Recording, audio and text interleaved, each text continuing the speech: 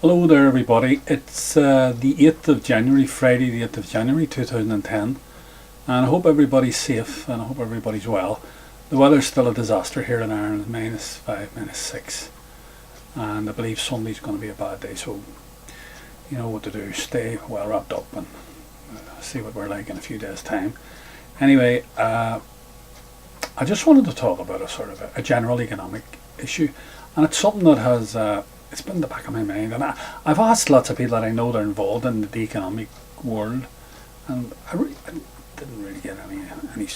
They think I'm mad, you see. So they've got to the stage now. They just either bamboozle me with figures or they just come off with this gobbledygook, this economic gobbledygook. But I had to think about it and sort of had a eureka moment today in mid-afternoon. I was out scraping ice from the front of the place, and I thought I'd do something constructive, and sort of had this eureka moment.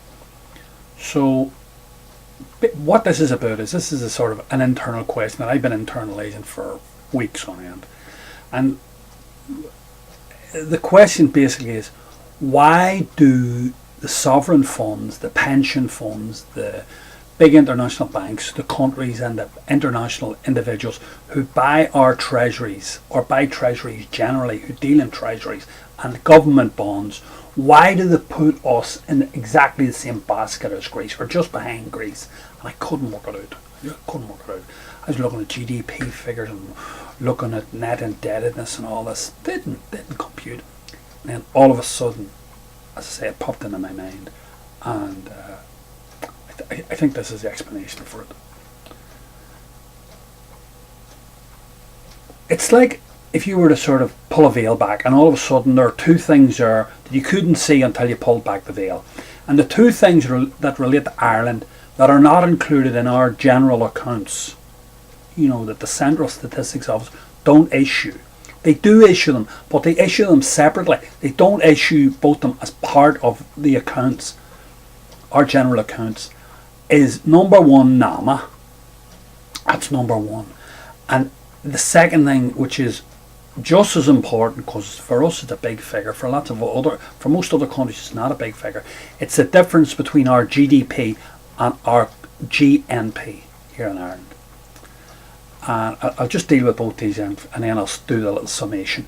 Basically the way it is we've NAMA this month actually, and next month we're going to get these coupons from the European Central Bank, and the government's going to get them, our central bank's going to get them, and our central bank through NAMA, the NAMA has an agency, so they're going to get them directly given to them from our central bank, and they're going to issue them to the various banks, and the various banks will go to the European Central Bank, and the European Central Bank will buy them back for money and do the wire transfer into their accounts for all the billions. Okay, that's how it's going to be done.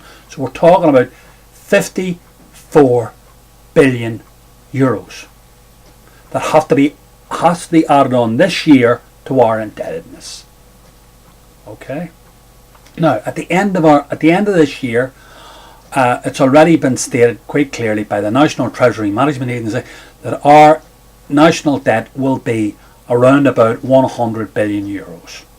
But we've got to add on the 54 billion on top of that. So say we round it off. Say it's not 100 billion, say it's 90 something billion, say 95 or 96 billion. We add on the 54, that gets it up to 154 billion. So at the end of this year, our true national debt that we as a people, that we as a sovereign nation, as a sovereign people, will have to pay, come hell or high water, to the rest of the world, we will have to pay this indebtedness through our taxation, income tax, VAT, all that sort of stuff, right? Corporation tax, all right. The state will have to pay back, but it's our indebtedness. We have taken on that indebtedness, all right. Ireland Inc. We're Ireland Inc. The sovereignty lies with us, all right. That's the first thing. The second thing is the difference between gross national product and gross domestic product. In most countries, most European countries, the difference is small, and Ireland is very big. Gross domestic product is the total output of the whole country, right? Including multinationals and all that. Gross national product is the total output just of the nationals within the country, and does not include the multinationals. As I say, most other countries, the difference is small. In Ireland, it's quite big. The projections are from our Central Statistics Office this year. Ireland's GDP will be this year 180 billion, just less than 180 billion euros.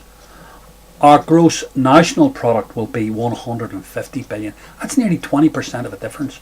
So that's the money those multinationals are repatriating back to wherever they come from, America or wherever their holding companies are, Mexico or wherever the hell it is, Malta or wherever. Okay, so now when you include both those, when you include our new national debt, which is 150 billion, against not our GDP, which is 180 billion, that would just give you a figure of 83%.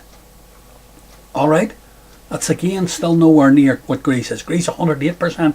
But when you put our national debt at 150 billion against our gross national product, which is 150 billion, you get 100%. Then we're up beside Greece. That's the answer. That's the answer as I see it.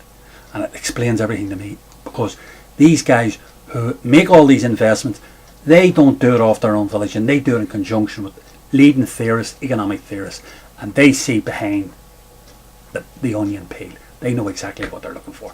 And this is the situation.